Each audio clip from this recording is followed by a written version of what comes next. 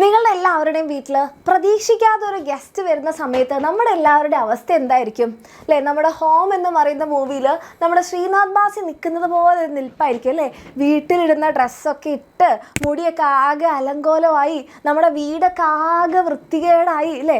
സോഫയിലാണെങ്കിൽ കുറേ ഡ്രസ്സുകൾ ഉണ്ടാകും, ടേബിളിലാണെങ്കിൽ കുറേ സാധനങ്ങൾ ഉണ്ടാകും, നമ്മുടെ ബെഡിലാണെങ്കിൽ വേറെ കുറേ സാധനങ്ങൾ ഉണ്ടാകും. ഇതൊക്കെ കൂടെ എന്ത് ചെയ്യും? അല്ലെങ്കിൽ ഈ വരുന്ന ഗസ്റ്റിന് കൊടുക്കാൻ നമ്മളൊന്നും പ്രിപ്പയർ ചെയ്തിട്ടില്ല, ചായയില്ല, പലഹാരങ്ങളില്ല, ഒന്നും റെഡിയാക്കാതെ നമ്മളിങ്ങനെ സ്റ്റക്കായിരിക്കും. ഇനിയിപ്പോൾ വീട്ടിൽ അമ്മയൊക്കെ ഉണ്ടെങ്കിൽ നമ്മൾ എന്ത് ചെയ്യും? ഡോർ ഇങ്ങനെ തുറന്ന് നോക്കിയിട്ട് നമ്മൾ വേഗം റൂമിലേക്ക് ഓടും, ബാക്കി അമ്മ നോക്കിക്കോന്ന് പറയും അല്ലേ? ഈ ഒരു അവസ്ഥ നിങ്ങൾ ഫേസ് ചെയ്തിട്ടുണ്ടെങ്കിൽ തീർച്ചയായിട്ടും നിങ്ങൾ കമൻറ്റ് ചെയ്യുക. മിസ്സിൻ്റെ അനിയത്തി സ്ഥിരം അങ്ങനെയാണ് ചെയ്യാറ്. കാരണം ഗസ്റ്റ് ആരെയും വരുന്നുണ്ടോ എന്നുള്ള ജനലിലൂടെ നോക്കും. പറയാതെ വരുന്ന ഗസ്റ്റൊക്കെ ആണെങ്കിൽ വേഗം റൂമിലേക്ക് ഓടി ഡ്രസ്സൊക്കെ മാറിയിട്ട് വരും. ഓക്കെ, അപ്പോൾ നമ്മുടെ വീട്ടിലേക്ക് ഒരു ഗസ്റ്റ് പറയാതെ വരുമ്പോൾ തന്നെ നമ്മുടെ അവസ്ഥ എന്താണ്? ആദ്യം സോഫയിലുള്ള ഡ്രസ്സ് മാറ്റണോ, ടേബിളിലുള്ള സാധനങ്ങൾ മാറ്റണോ, ബെഡ് വൃത്തിയാക്കണോ, നമ്മളെ വൃത്തിയാക്കണോ, ആകെ ഒരു ബഹളമായിരിക്കും അല്ലേ? നേരെ മറിച്ച് നമ്മളോട് എന്ത് ചെയ്യാണ്? നമ്മളോട് പറയുകയാണ്, ഇന്ന് ഞങ്ങൾ വീട്ടിലേക്ക് വരുന്നുണ്ട് കേട്ടോ എന്ന് പറഞ്ഞു കഴിഞ്ഞാൽ നമ്മൾ എന്ത് ചെയ്യും? നമ്മുടെ ഇതേ ഈ ഒരു ഹോം എന്ന് പറയുന്ന പോലെ നമ്മുടെ മഞ്ജു പിള്ള ഇരിക്കുന്നത് പോലെ എന്താണ്, നമ്മളൊക്കെ ഡ്രസ്സൊക്കെ മാറ്റി ഇന്ദ്രൻസ് ഒക്കെ ഇതേ കുട്ടപ്പനായിട്ട് ഇവിടെ ഇങ്ങനെ ഇരിക്കുന്നുണ്ട് അല്ലേ? നമ്മുടെ ഡ്രസ്സൊക്കെ മാറ്റി നമ്മുടെ വീടൊക്കെ ഫുൾ വൃത്തിയാക്കി അവർക്ക് വേണ്ട സാധനങ്ങളൊക്കെ റെഡിയാക്കി നമ്മളിങ്ങനെ കോൺഫിഡൻസിലിരിക്കും. സോ ഒരാൾ പെട്ടെന്ന് പറയാതെ വന്നു കഴിഞ്ഞാൽ നമ്മുടെ കയ്യിൽ നിന്ന് കാര്യങ്ങൾ പോകും, നമ്മളിങ്ങനെ സ്റ്റക്കായി പോകും. ഇതിപ്പോൾ ഗസ്റ്റ് ആയതുകൊണ്ട് കുഴപ്പമില്ല, നമ്മൾ അറിയുന്ന ആൾക്കാരാണല്ലോ. പക്ഷേ ഈ വരുന്നത് ഒരു ടെററിസ്റ്റ് ആണെങ്കിലോ, നമ്മുടെ രാജ്യം ഒരു മുന്നറിയിപ്പും തരാതെ അല്ലേ നമ്മുടെ രാജ്യത്തിനെ ആക്രമിക്കാൻ വരികയാണെങ്കിലോ, നമ്മൾ എന്ത് ചെയ്യുന്നറിയാതെ സ്റ്റക്കാവുമ്പോഴേക്ക് അവർ നമ്മുടെ രാജാവിനെയൊക്കെ കൊന്ന് നമ്മുടെ രാജ്യത്തിനെ മുഴുവൻ നശിപ്പിച്ചിട്ടുണ്ടാവും അല്ലേ? നേരെ മറിച്ച് നമുക്ക് ഒരു ഇൻഫർമേഷൻ കിട്ടുകയാണ്, ഇവർ വരുന്നുണ്ട്. അപ്പം നമ്മൾ എന്ത് ചെയ്യും? നമ്മൾ വേണ്ട കാര്യങ്ങളൊക്കെ റെഡി ആക്കിയിരിക്കും ഇവരെ ഡിഫെൻഡ് ചെയ്യാൻ വേണ്ടിയിട്ട്. സോ അതേപോലെയുള്ള ഒരു തയ്യാറെടുപ്പാണ് ഏതിൽ നടക്കുന്നത്? നമ്മളുടെ ഇമ്മ്യൂണൈസേഷനിൽ നടക്കുന്നത്. സോ ഇമ്മ്യൂണൈസേഷൻ എന്ന് പറഞ്ഞാൽ എന്താണ് മക്കളെ? സോ ഇമ്മ്യൂണൈസേഷൻ അല്ലെങ്കിൽ കൃത്രിമ പ്രതിരോധവൽക്കരണം എന്ന് പറഞ്ഞാൽ മിസ് ഈ പറഞ്ഞ എക്സാക്റ്റ് സെയിം എക്സാമ്പിളാണ്. അതായത് നമ്മളുടെ രാജ്യത്തേക്ക് ഒരു ടെററിസ്റ്റ് വരികയാണ്, അല്ലെങ്കിൽ ഒരു എനിമി വരികയാണ്, അല്ലെങ്കിൽ തീവ്രവാദി വരികയാണ്, അല്ലെങ്കിൽ പറയാതെ ഒരു ഗസ്റ്റ് വരികയാണ്. നമ്മൾ ആകെ സ്റ്റക്കാവും, എന്ത് ചെയ്യണം എന്നറിയാതെ നമ്മളിങ്ങനെ പകച്ചു പോയി, എൻ്റെ ബാല്യം എന്ന് പറയുന്നത് പോലെ നമ്മളിങ്ങനെ നിൽക്കും അല്ലേ? അപ്പോഴാണ് ഈ ഒരു വരുന്ന അല്ലേ ആളെന്താണ്? രോഗാണുക്കളായിരിക്കും, മിക്കവാറും പാത്തോജൻസ് ആയിരിക്കും. പാത്തോജൻസ് എന്ന് പറയുമ്പോൾ this can be bacteria, virus, എന്ത് വേണമെങ്കിലും ആവാം. നമുക്ക് ഭീകരമായ അസുഖങ്ങളൊക്കെ ഉണ്ടാക്കുന്ന ആൾക്കാരിങ്ങനെ നമുക്ക് ഒരു മുന്നറിയിപ്പും തരാതെ വന്നു കഴിഞ്ഞാൽ എന്താണ്? നമ്മുടെ ശരീരം വയ്ക്കുക, അയ്യോ ഇതെന്താ സംഭവം, ഇവരാരാണ്, ഇവരെങ്ങനെയാണ് ഡിഫെൻഡ് ചെയ്യുക, ഒന്നും അറിയാതെ ഇങ്ങനെ നിൽക്കുമ്പോഴേക്ക് നമ്മുടെ ഇമ്മ്യൂൺ സിസ്റ്റം വീക്കായി. അപ്പോഴേക്ക് ഈ ബാക്ടീരിയയും വൈറസും നമ്മുടെ ശരീരത്തിൽ കയറി നമ്മുടെ സെൽസിനെയൊക്കെ നശിപ്പിക്കും. സോ അങ്ങനെ ഒരു കാര്യം ഉണ്ടാവാതിരിക്കാൻ നമ്മൾ എന്ത് ചെയ്യണം? നമ്മുടെ ബോഡീനെ നമ്മുടെ ബോഡീനെ നമ്മൾ എന്താക്കണം? അലേർട്ടാക്കണം. ബോഡിക്കൊരു മുന്നറിയിപ്പ് കൊടുക്കണം, ഇങ്ങനെ ഒരാൾ വരും.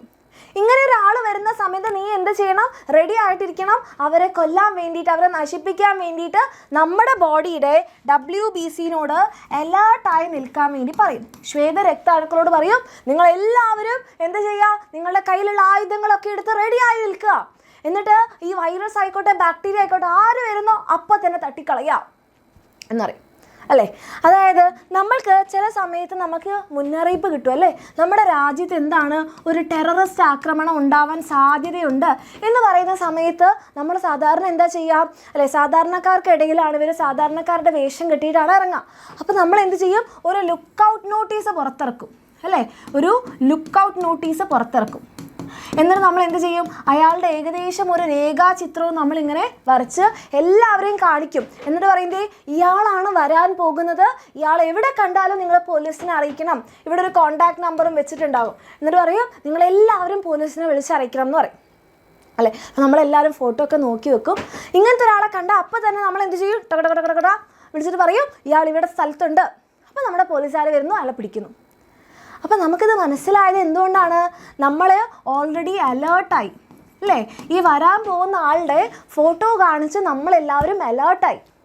അങ്ങനെ ആയില്ലെങ്കിലോ അവർ നമ്മുടെ വീട്ടിനടുത്തൊക്കെ താമസിക്കും. നമ്മൾ വിചാരിക്കും പാവം മനുഷ്യൻ, അവർക്ക് ചായയൊക്കെ കൊടുക്കും, അല്ലേ? അവരുടെ വീട്ടിലേക്കൊക്കെ ക്ഷണിക്കും, ഒരു ദിവസം അവർ നമ്മളെയും കൊന്നു പോകും അല്ലേ? അതേ അവസ്ഥയാണ് നമ്മൾ ഇമ്മ്യൂണൈസേഷൻ ചെയ്തിട്ടില്ലെങ്കിൽ നമുക്ക് വരിക. നമ്മുടെ ബോഡിക്ക് അറിയില്ല ഈ വരുന്ന ആൾ ആരാണ്, ഇവരെങ്ങനെ കൊല്ലുന്നൊന്നും അറിയില്ല. ആദ്യം നമ്മളുടെ കൊറോണ വൈറസ് സ്പ്രെഡായപ്പോൾ അതാണ് പറ്റിയത്. കൊറോണ വൈറസ് വന്നു, അപ്പം നമ്മുടെ ബോഡിക്ക് എന്ത് ചെയ്യാൻ പറ്റിയില്ല, നമ്മുടെ ബോഡീൻ്റെ ഉള്ളിൽ കയറി. നമ്മുടെ ബോഡിക്ക് ഒന്നും മനസ്സിലായില്ല, എന്ത് ചെയ്യും നമുക്ക് തിരിച്ചറിയാൻ പറ്റില്ല. ഈ വൈറസ് നമ്മുടെ ബോഡീനെ അറ്റാക്ക് ചെയ്തു, നമുക്ക് കോവിഡ് കിട്ടി അല്ലേ? അപ്പം നമുക്ക് മനസ്സിലായി ഇയാളൊരു ടെററിസ്റ്റാണ്, ഈ വൈറസ് ഒരു അപകടകാരിയാണ്. അപ്പം നമ്മൾ എന്ത് ചെയ്യാൻ തുടങ്ങി, നമ്മൾ നമ്മുടെ ബോഡീനെ അലേർട്ടാക്കാൻ വേണ്ടിയിട്ട് വാക്സിൻ എടുത്തു. എന്തിനു വേണ്ടിയിട്ടാണ് നമ്മൾ വാക്സിൻ എടുത്തത്? നമ്മുടെ ബോഡീനെ അലേർട്ടാക്കാൻ. അതായത് പെട്ടെന്നൊരു അറ്റാക്ക് ഉണ്ടായാലും നമ്മുടെ ബോഡി റെഡി ആയിരിക്കണം.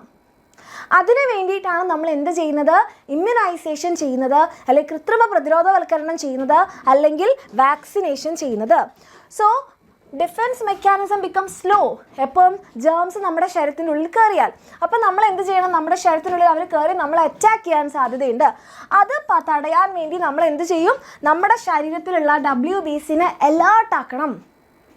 അതിനു വേണ്ടിയിട്ടാണ് നമ്മൾ എന്തെടുക്കുന്നത്, വാക്സിൻ എടുക്കുന്നത്. അതായത് നമ്മുടെ ശരീരത്തിലുള്ള WBCനെ അലേർട്ടാക്കാൻ, ഒരു മുന്നറിയിപ്പ് കൊടുക്കാൻ വേണ്ടി നമ്മൾ എടുക്കുന്ന സബ്സ്റ്റൻസസ് ആണ്, നമ്മൾ കുത്തിവെക്കുന്ന സാധനങ്ങളാണ് വാക്സിൻസ്. സോ വാക്സിൻ എന്താണെന്ന് ചോദിച്ചാൽ എൻ്റെ മക്കൾ എന്ത് പറയാം, substances used for artificial immunization. കൃത്രിമ പ്രതിരോധവൽക്കരണത്തിന് ഉപയോഗിക്കുന്ന വസ്തുക്കളെയാണ് നമ്മൾ എന്ത് പറയുന്നത്, നമ്മൾ പറയും വാക്സിൻ എന്ന് പറയാം. ഇത് എക്സാമിന് ചോദിക്കാറുണ്ട്. എന്താണ് വാക്സിൻ എന്ന് ചോദിച്ചാൽ substances used for artificial immunization. കൃത്രിമ പ്രതിരോധവൽക്കരണത്തിന് ഉപയോഗിക്കുന്ന വസ്തുക്കളാണ് വാക്സിനുകൾ. ഇനി ഈ വാക്സിൻ എങ്ങനെയാണ് നമ്മളുടെ WBCനെ, അല്ലേ, ഹൗ ദേ ആക്ട്, എങ്ങനെയാണ് നമ്മളുടെ WBCനെ അലേർട്ടാക്കുക, എങ്ങനെയാണ് ഇവർ നമ്മളെ WBCനെ അലേർട്ടാക്കുക? അതായത് ടെററിസ്റ്റ് അറ്റാക്ക് ഉണ്ടാവാൻ സാധ്യതയുണ്ടെന്ന് മനസ്സിലായപ്പം നമ്മൾ എന്താ ചെയ്തത്, ലുക്ക് ഔട്ട് നോട്ടീസ്. ആരാണോ ടെററിസ്റ്റ് അയാളുടെ ഒരു ഏകദേശ രൂപം നമ്മൾ എല്ലാവരെയും കാണിച്ചു അല്ലേ? അപ്പോൾ ഇവിടുത്തെ നമ്മുടെ ടെററിസ്റ്റ് ആരാണ്, ഇവിടുത്തെ നമ്മളുടെ ടെററിസ്റ്റ് കൊറോണ വൈറസാണ്. കൊറോണ വൈറസാണ് നമ്മളുടെ ഇവിടുത്തെ ടെററിസ്റ്റ്. അപ്പോൾ നമ്മൾ എന്ത് ചെയ്യണം, ഇയാളുടെ ഒരു ലുക്ക് ഔട്ട് നോട്ടീസ് പുറത്തിറക്കണം. ഇയാളുടെ ലുക്ക് ഔട്ട് നോട്ടീസ് എന്ന് പറഞ്ഞാൽ നമ്മളുടെ ശരീരത്തിന് ഫോട്ടോ കാണിച്ചാൽ മനസ്സിലാവില്ല. പകരം അല്ലേ, ഇതാണ് കൊറോണ വൈറസ് എന്ന് പറഞ്ഞാൽ ഇങ്ങനെ കിരീടം വെച്ച പോലത്തെ വൈറസ് ആണെന്ന് പറഞ്ഞ് നമ്മൾ WBCനെ വിളിച്ച് കാണിച്ചു കൊടുക്കാൻ പറ്റില്ല. പകരം എന്ത് ചെയ്യണം, ഇയാളുടെ ഒരു കുഞ്ഞ് സാമ്പിള് നമ്മുടെ ബോഡീൻ്റെ ഉള്ളിലേക്ക് കുത്തിവെക്കണം. കുറച്ച് കൊറോണ വൈറസിന് അങ്ങനെ തന്നെ നമ്മുടെ ശരീരത്തിൻ്റെ ഉള്ളിലിട്ട് കഴിഞ്ഞാൽ ആക്ച്വലി ഇൻഫെക്ഷൻ വരുന്ന പോലെ ഉണ്ടാകും. അപ്പോൾ ഫുള്ളായിട്ട് ഇട്ട് കൊടുക്കാൻ പാടില്ല, ജസ്റ്റ് ഒന്ന് മനസ്സിലാക്കിയാൽ മതി അല്ലേ? ലുക്ക് ഔട്ട് നോട്ടീസ് അല്ലേ നമ്മൾ പുറത്തിറക്കിയത്, അല്ലാണ്ട് ടെററിസ്റ്റിനെ പിടിച്ച് എല്ലാവർക്കും കാണിച്ചു കൊടുക്കലല്ലോ ചെയ്തത് അല്ലേ? അപ്പോൾ അതേപോലെ നമ്മൾ എന്ത് ചെയ്യും, ഈ പാത്തജൻ്റെ, ഇപ്പം മിസ് എക്സാമ്പിൾ പറഞ്ഞത് കൊറോണ വൈറസ് ആയതുകൊണ്ടാണ് കൊറോണ വൈറസിനെ പറയുന്നത് കേട്ടോ.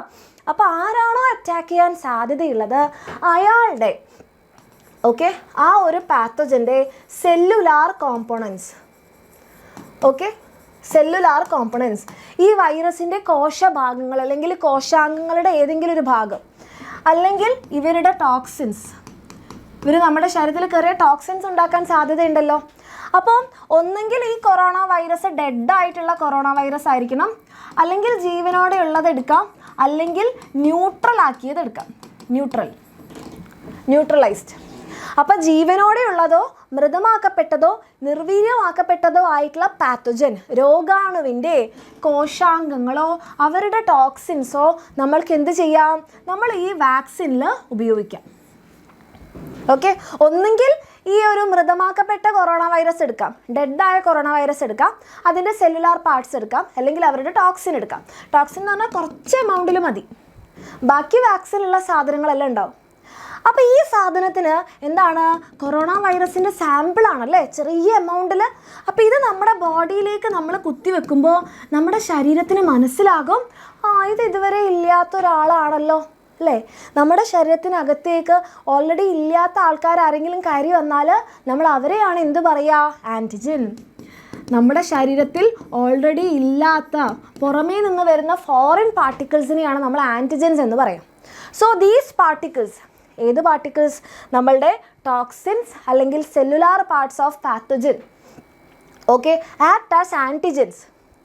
ഇതെന്ത് ചെയ്യും? നമ്മളുടെ WBCനെ സ്റ്റിമുലേറ്റ് ചെയ്യും. അപ്പോൾ WBC എന്ത് ചെയ്യും? WBC ആൻറ്റിബോഡീസ് ഉണ്ടാക്കും. എന്താ ആൻറ്റിബോഡി? നമ്മളുടെ പാത്തജൻസിനെ നശിപ്പിക്കാൻ വേണ്ടി നമ്മൾ ഉണ്ടാക്കുന്ന പ്രോട്ടീൻസാണ്. അപ്പോൾ ഈ ആൻറ്റിബോഡീസ് ഉണ്ടാക്കി നമ്മൾ ഈ പാത്തജൻസിനെയൊക്കെ നശിപ്പിച്ചു. അപ്പോൾ ഓൾറെഡി ഉണ്ടായിട്ടുണ്ട്. അപ്പോൾ അതവിടെ സ്റ്റോർ ചെയ്ത് വെക്കും നമ്മുടെ ശരീരത്തിൽ. ഇനി ശരിക്കും കൊറോണ വൈറസ് വന്നാൽ ബോഡിക്ക് മനസ്സിലാവും, ഓ ഇത് അന്ന് വന്ന ആളല്ലേ, അപ്പോൾ തന്നെ അവരെ തട്ടിക്കളയാം. ഇതാണ് മെക്കാനിസം. അലേർട്ടാക്കി നിർത്താം. അപ്പോൾ നമ്മൾ വാക്സിൻസിൽ എന്തൊക്കെ എടുക്കും? So vaccines are the substances used for artificial immunization. കൃത്രിമ പ്രതിരോധവൽക്കരണത്തിന് ഉപയോഗിക്കുന്ന വസ്തുക്കളാണ് വാക്സിനുകൾ. ഇതിനകത്ത് എന്താണ്? ഒന്നെങ്കിൽ എലൈവ് ആയിട്ടുള്ള, ജീവനോടെയുള്ള, അല്ലെങ്കിൽ മൃതമാക്കപ്പെട്ട അല്ലെങ്കിൽ നിർവീര്യമാക്കപ്പെട്ട രോഗാണുക്കളുടെ ടോക്സിനോ, നിർവീര്യമാക്കപ്പെട്ട ടോക്സിനോ, അല്ലെങ്കിൽ അവരുടെ സെല്ലുലാർ പാർട്സ്, അല്ലെങ്കിൽ അവരുടെ കോശാംഗങ്ങൾ, കോശഭാഗങ്ങളാണ് നമ്മൾ ഉപയോഗിക്കുക. ഒന്നുകിൽ ജീവനോടെയുള്ളതോ മൃതമാക്കപ്പെട്ടതോ നിർവീര്യമാക്കപ്പെട്ടോ ആയ രോഗാണുക്കളുടെ കോശഭാഗങ്ങൾ, അല്ലെങ്കിൽ അവരുടെ നിർവീര്യമാക്കപ്പെട്ട ടോക്സിനുകൾ നമ്മൾ വാക്സിനിൽ ഉപയോഗിക്കും. ഈ സാധനങ്ങൾ എന്താണ്? These act as antigen. നമ്മുടെ WBCനെ സ്റ്റിമുലേറ്റ് ചെയ്യും. WBC എന്തുണ്ടാക്കും? ഇവരെ നശിപ്പിക്കാൻ വേണ്ടിയിട്ട് ആൻറ്റിബോഡീസ് ഉണ്ടാക്കും. ഈ ആൻറ്റിബോഡീസ് ഉപയോഗിച്ച് ശരീരത്തിൽ കയറി വന്ന ആ വാക്സിനിലുള്ള രോഗാണുക്കളെ നമ്മൾ നശിപ്പിക്കും. ആൻഡ് ഈ ആൻറ്റിബോഡീസ് നമ്മുടെ ശരീരത്തിൽ സ്റ്റോർ ചെയ്ത് വെക്കും. ഇനിയൊരു അറ്റാക്ക് ഉണ്ടായാൽ, ഒറിജിനലായിട്ടുള്ള ആളെ വന്നാൽ നമുക്ക് എന്താ, അപ്പോൾ തന്നെ അവരെ നശിപ്പിക്കാം. ഓക്കെ, നമ്മൾ ആ ലുക്ക് ഔട്ട് നോട്ടീസ് കണ്ടപ്പോൾ നമുക്ക് മനസ്സിലായി ഇയാളാണ് വരാൻ പോകുന്നത്. അപ്പോൾ ഒറിജിനൽ ആയിട്ടുള്ള ആളെ കണ്ടാൽ നമുക്ക് വേഗം പോലീസിനെ വിവരം അറിയിക്കാം. സെയിം മെക്കാനിസമാണ് ഇവിടെ ഉപയോഗിക്കുക. ഇത് എക്സാമിന് ചോദ്യം വരുന്ന ഭാഗമാണ്. വാക്സിൻസ് എന്ന് പറഞ്ഞാൽ എന്താണ്, എങ്ങനെയാണ് ഇത് വാക്സിനുകളായിട്ട് പ്രവർത്തിക്കുന്നതെന്ന് ചോദിച്ചാൽ ഇത് ആൻറ്റിജൻസ് ആയിട്ട് ആക്ട് ചെയ്യും. വാക്സിനിലുള്ള കോമ്പണൻസ് എന്തൊക്കെയാണെന്ന് ചോദിച്ചു കഴിഞ്ഞാൽ ഇതാണ് എഴുതേണ്ടത്. 1-2 എക്സാമ്പിളുകൾ വാക്സിൻ എഴുതാൻ പറഞ്ഞു കഴിഞ്ഞാൽ ഇതിലേതെങ്കിലും എഴുതാം. BCG ട്യൂബർക്കുലോസിസ് അല്ലെങ്കിൽ ക്ഷയരോഗം, OPV ഓറൽ പോളിയോ വാക്സിൻ പോളിയോയ്ക്ക് വേണ്ടിയിട്ട്, then pentavalent 5 അസുഖങ്ങൾക്കെതിരെ, MMR moms, measles, rubella, TT, tetanus. Clear ആയെന്ന് വിചാരിക്കുന്നു. അപ്പോൾ ഇതെൻ്റെ മക്കൾക്ക് മനസ്സിലായി, നിങ്ങൾക്ക് യൂസ്ഫുൾ ആയെന്നുണ്ടെങ്കിൽ തീർച്ചയായിട്ടും കമൻറ്റ് ചെയ്യുക. അപ്പോൾ അതേപോലെ തന്നെ മക്കളെ, നിങ്ങളുടെ എക്സാമിൻ്റെ ടൈം ടേബിളൊക്കെ വന്നിട്ടുണ്ട്. നിങ്ങൾക്ക് എല്ലാവർക്കും അറിയാം. വേഗം തന്നെ പഠിച്ചു തുടങ്ങുക, അത് ഇമ്പോർട്ടൻ്റ് ആണ്. ക്രിസ്മസ് എക്സാമിലുള്ള പോർഷൻസൊക്കെ നന്നായിട്ട് കവർ ചെയ്ത് പോവുക. ഇനി നിങ്ങൾ വേറെ ഏതെങ്കിലും രീതിയിലൊക്കെ പഠിക്കുന്നുണ്ടെങ്കിൽ അങ്ങനെ തന്നെ പഠിക്കുക. ഇനി അങ്ങനെയൊന്നും പഠിക്കുന്നില്ല, എങ്ങനെയാണെന്നൊന്നും അറിയില്ല എന്നുണ്ടെങ്കിൽ നിങ്ങൾക്ക് താല്പര്യം ഉണ്ടെങ്കിൽ നമ്മുടെ ബാച്ചിൽ ജോയിൻ ചെയ്യാം. ഇപ്പോഴാണ് 25% ഓഫ് ഉണ്ട്. താല്പര്യമുള്ള മക്കൾക്ക് താഴെ കാണുന്ന നമ്പറിൽ മെസ്സേജ് ചെയ്യാം. ഈ ഒരു ടോപ്പിക് എൻ്റെ മക്കൾക്ക് സിമ്പിളായി യൂസ്ഫുൾ ആയതിൻ്റെ തീർച്ചയായിട്ടും കമൻറ്റ് ചെയ്യുക. ഇനി നിങ്ങൾക്ക് ഇതേപോലെ ഈ ചാപ്റ്ററിൽ നിന്ന് ഏത് ടോപ്പിക്കാണ് വേണ്ടതെന്നുള്ളത് നിങ്ങൾ കമൻറ്റ് ചെയ്യുക. അപ്പോൾ നമുക്ക് നെക്സ്റ്റ് ഒരു വീഡിയോയിൽ കാണാം. താങ്ക്